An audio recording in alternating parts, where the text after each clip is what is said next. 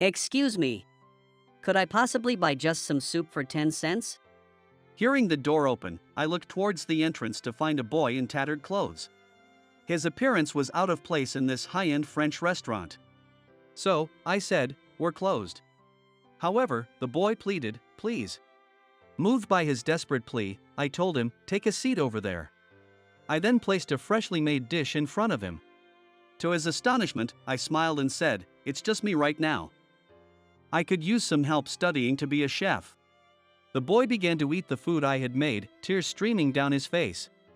Little did I know, helping this boy would turn his life around 180 degrees. My name is Mike. I'm a chef with no interests beyond cooking, which is why I don't have a girlfriend. Currently, I'm apprenticing at a high-end restaurant owned by a friend of my dad's. I've always admired my dad cooking and loved to imitate him. My dad, who always made delicious meals, was the cool adult I aspired to be. He and his partners opened a restaurant, prioritizing making customers happy with their food. Why does Dad care so much about the customers?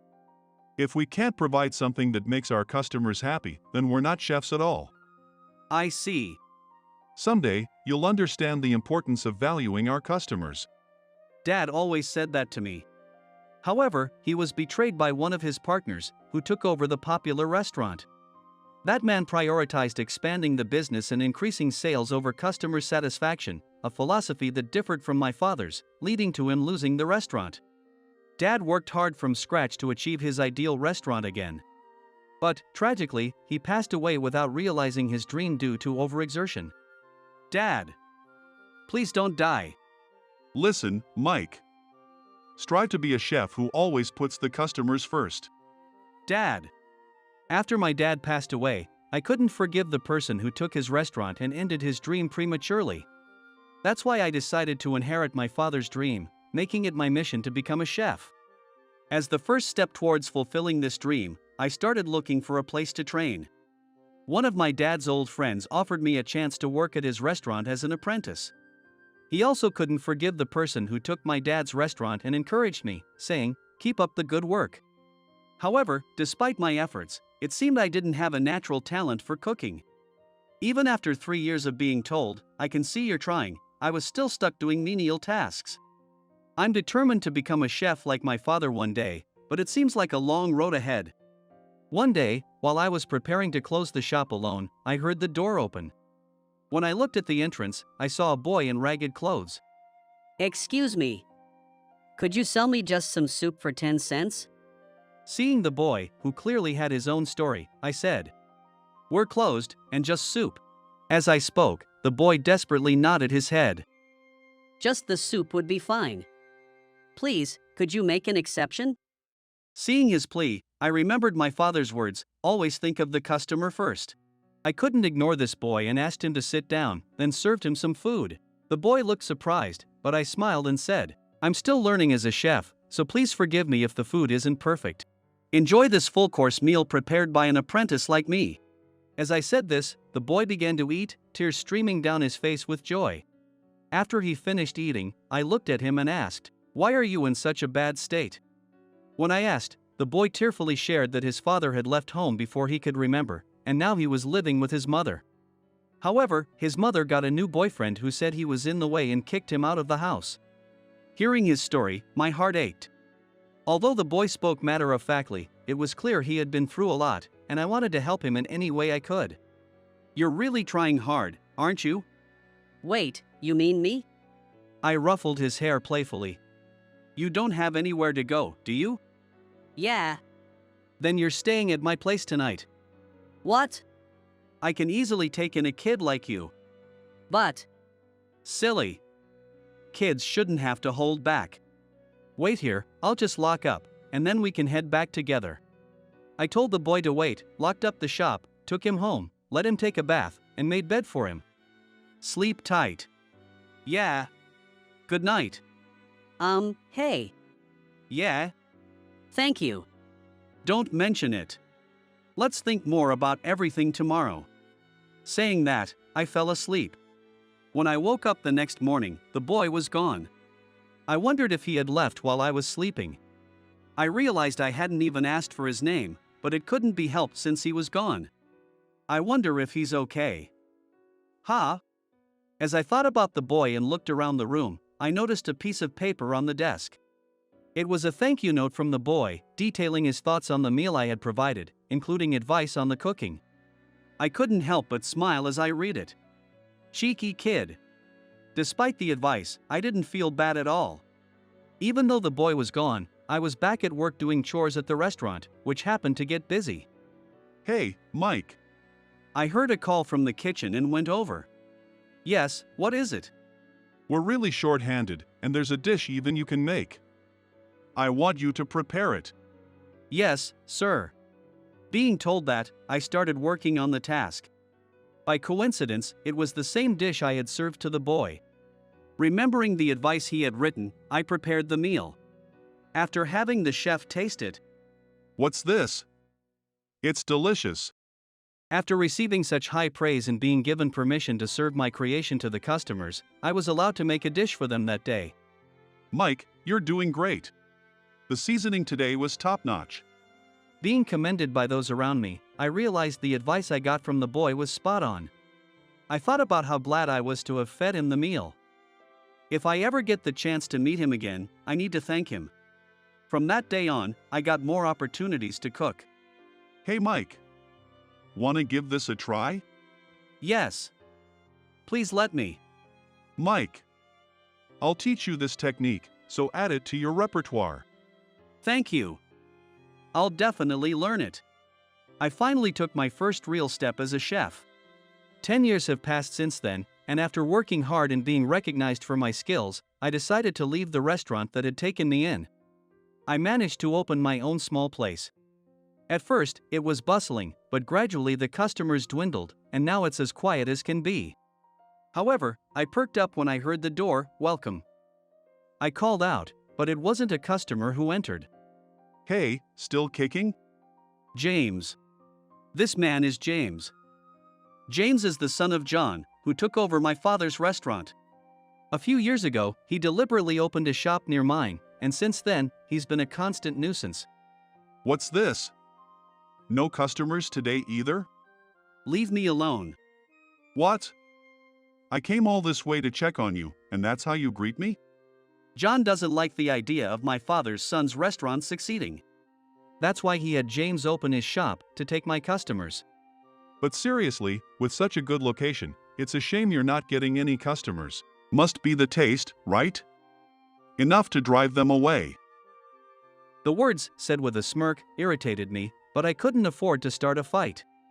We had a big fallout once, and after being looked at coldly by those around us, it only drove customers further away.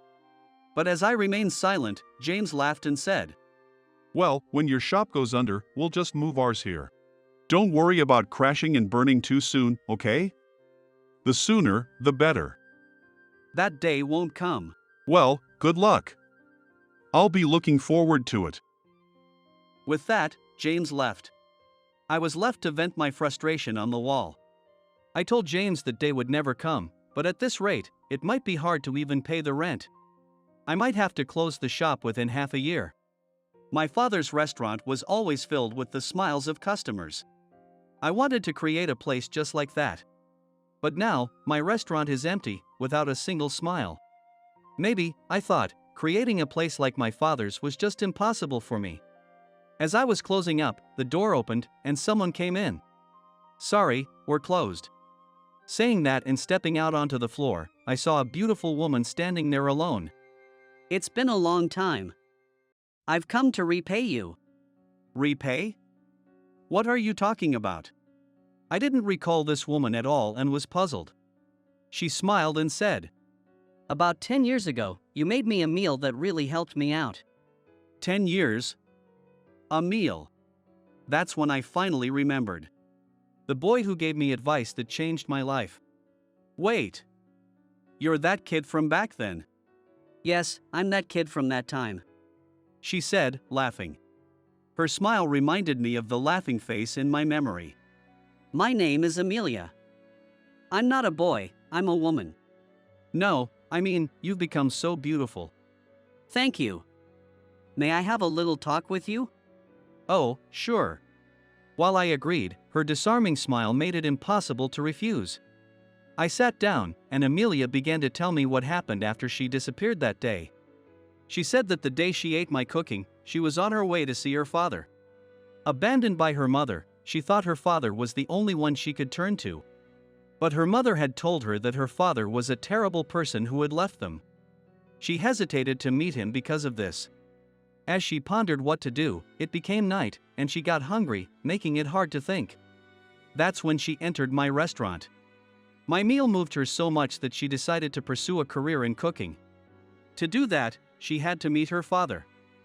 So she left early in the morning to find him. When she finally met him, he was a very kind man, delighted that she had come to see him. What her mother said was a lie. Her father had been fed up with her free-spirited mother and had planned to take only Amelia with him when her mother disappeared with her, leaving him unable to do anything. Her father respected Amelia's wishes greatly and encouraged her to follow her desired path. And she said she had been studying hard these past 10 years.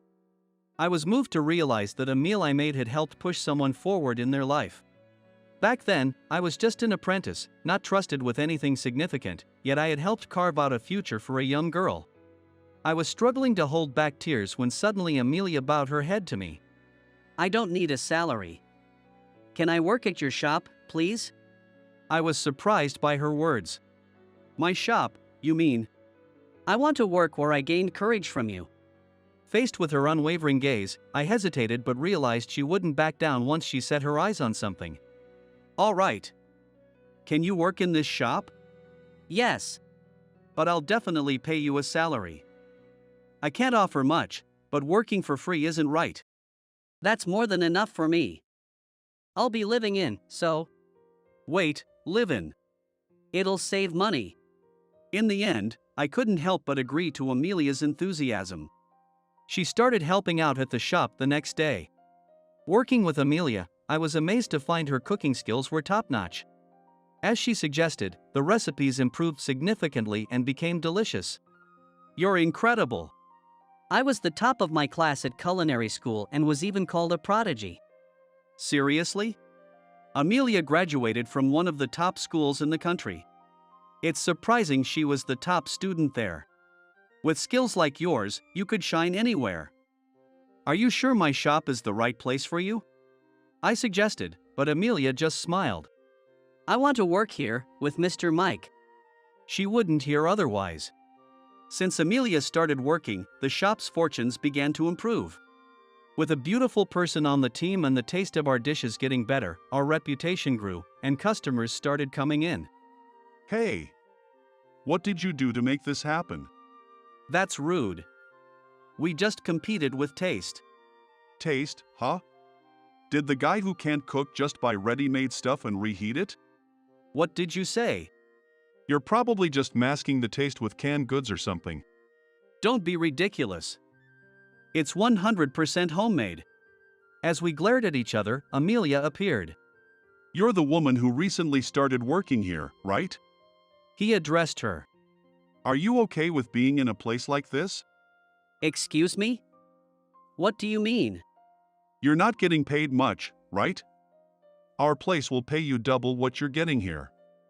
So come work for us. He suddenly started trying to recruit her. Before I could express my frustration, Amelia just smiled. That's fine by me. What? I like the cooking here, and I admire how this restaurant always puts its customers first. I have no intention of working anywhere else. James looked frustrated by Amelia's firm response. You'll regret it. With those words, James left the restaurant. Afterward, despite no changes in the restaurant, the number of customers significantly decreased. We tried to improve our dishes and service again, but the number of visitors didn't recover. While I was worrying about what to do, Amelia came back saying she had found the reason for the decrease. I found out why our customers have decreased. Really? The cause was James's restaurant, or rather, James himself.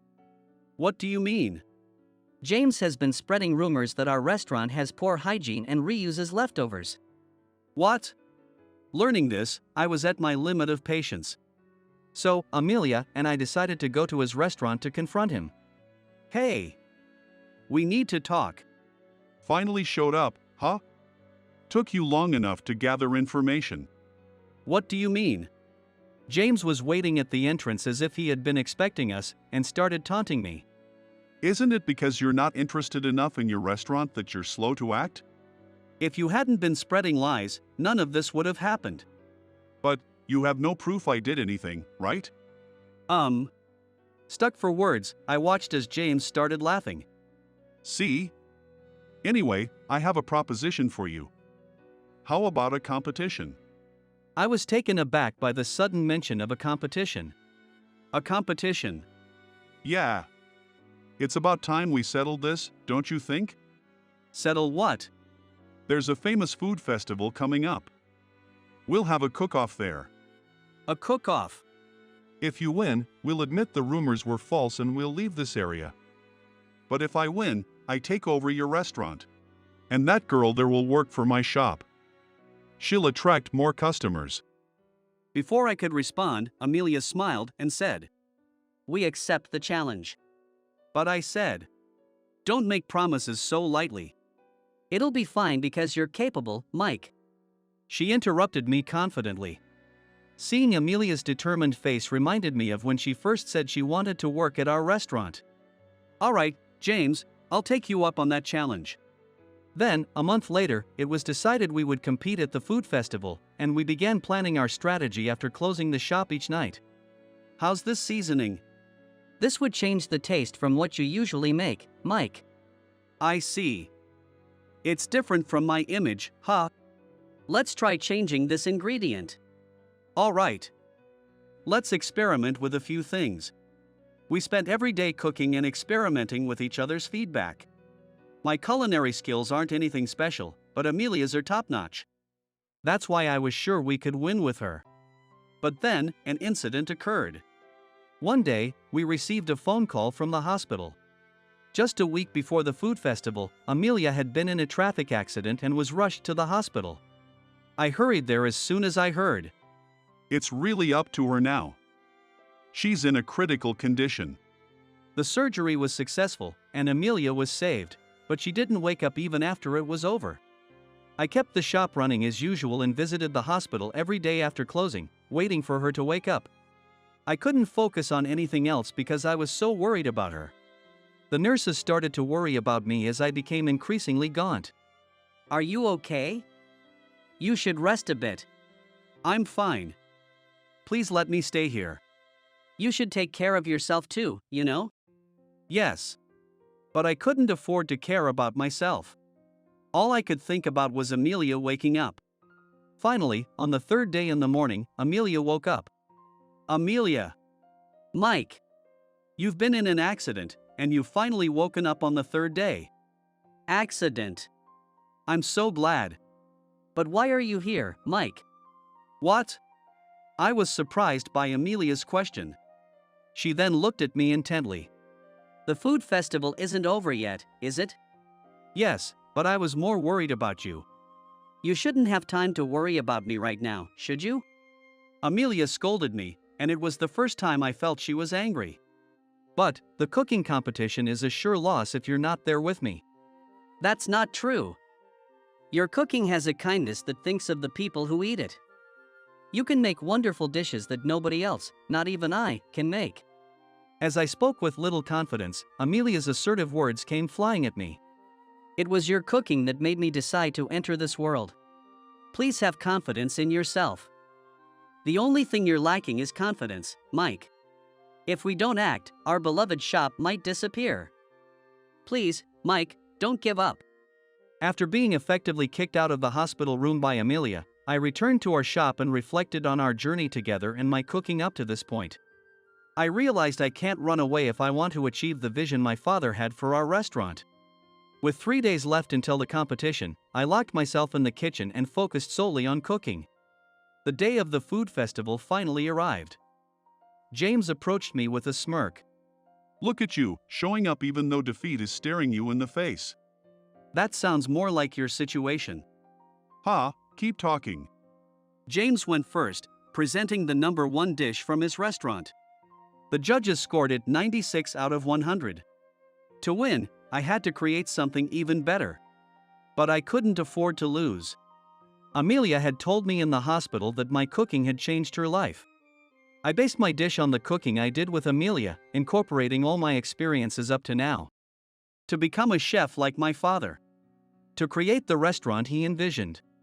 Yet somewhere along the way, I think I had given up on that dream. Despite working hard these 3 days, I wasn't sure how it would be received.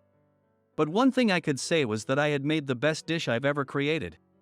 Thinking of the people who would eat it, my great father and Amelia, I crafted my masterpiece. The judges tasted my dish, their expressions unreadable. As the time for the verdict approached, I was so nervous I closed my eyes. Mike, it's okay. The feelings you put into your cooking have been properly conveyed. I thought I heard my father's voice. When I opened my eyes, the score was 97 points. I had won by a single point. James looked incredulous. At the same time, cheers reached my ears. I had won against James. I immediately contacted Amelia.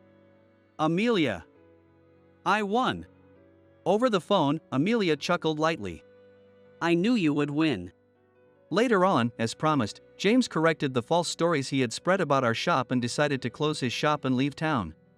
Before leaving, James came to my shop. I braced myself, thinking he was here to make some snide remark or cause trouble, but instead, My dad always talked about you as the son who only dreamed big. He kept saying you'd never make anything remarkable. At first, I believed it was true, that I were just as my dad had said. Confused by his words, I just stared blankly, but James, with a somewhat refreshed look on his face, continued. The dish you made for the final contest was the best. It was better than anything I've ever eaten, made by you. Before I could respond, James just said that, turned his back, and waved goodbye. I don't want my shop in the same town as someone who's always chasing dreams like you. See ya. With that, James walked away. Since the food festival's results, our shop's reputation has been on the rise. Word of mouth spread, and we started seeing lines out the door every day. When Amelia returned from the hospital, she was surprised by the change in atmosphere, but now we run the shop together, collaborating closely. When we finally had a moment to talk calmly, I made sure to thank Amelia properly. I never got to say it properly, but I believe we won against James because of you. Thank you, truly. What are you talking about?